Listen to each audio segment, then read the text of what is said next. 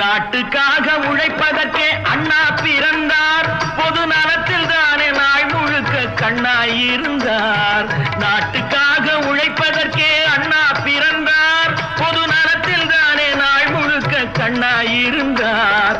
ஏற்றுக்கொண்ட பதவிக்கெல்லாம் பெருமையை தந்தார். தங்கினிய குடும்பம் ஒன்றுக்குத்தான் வறுமையை தந்தார்.